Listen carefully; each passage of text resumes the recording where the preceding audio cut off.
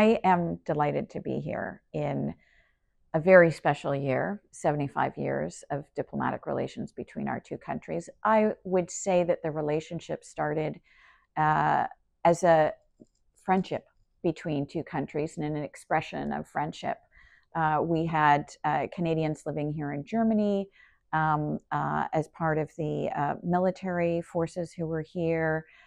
From that, I would say it grew and blossomed. We also had Germans who moved to Canada uh, and blossomed from people to people ties to commercial relationships that were very fruitful.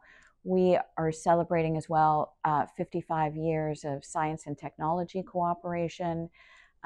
That has now spawned some 1,500 agreements between um, uh, academics, but also private sector and public sector partners and members of civil society as well.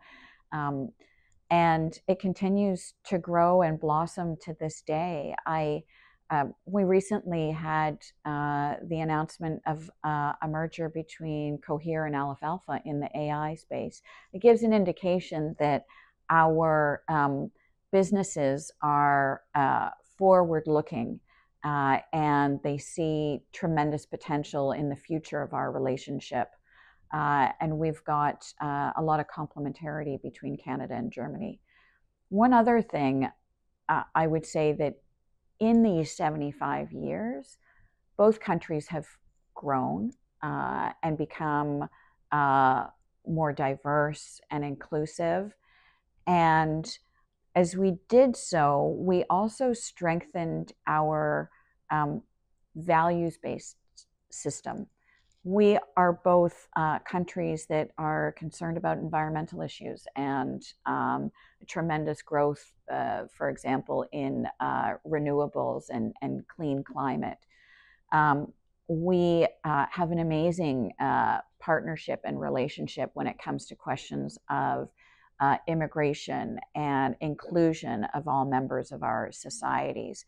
We are firm believers in international law and hold the values of human rights very, very high as well. So this commonality of values shapes how we address issues and challenges of the day, whether they're international or whether they're at home. And so I also see this as an important basis for the growth of our partnership with Germany.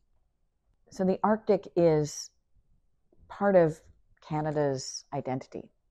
When Canadians think of the Arctic, we think of our Canadian Arctic archipelago and the people who live there, their livelihoods. We think of climate and sustainability. Increasingly, we need to think of ensuring that we are able to preserve and protect the people who live there, our assets there, in a space that is more threatened geostrategically. And that means a lot of investments in our infrastructure and in defense as well. We are also working with Germany and with our Arctic partners and with NATO more broadly on ensuring that North Atlantic space is also protected from the various kinds of challenges that we see. There are lessons that we can draw from Germany and Arctic states also in how the threat environment closer to Germany is being handled, whether it's undersea cables in the Baltic or other sorts of challenges in operating in challenging environmental conditions. And we're sharing best practices in security, but we're also partnering together when it comes to cybersecurity, safe IT, economics, and climate change. And again, there's a lot of room for cooperation in information sharing.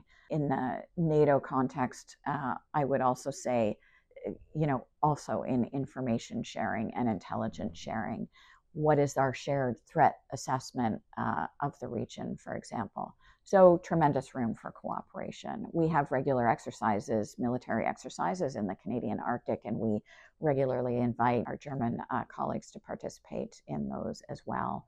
And also a lot of scientific and research cooperation that we have in the area. So an important space. There is a lot we can do when it comes to fostering exchanges, technological, scientific, but other exchanges as well, businesses, people to people. I look at it as sort of a series of layers.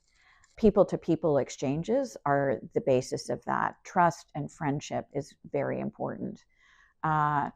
We have our private sectors working together and our civil society working together, and we need to create opportunities for that space for them to meet.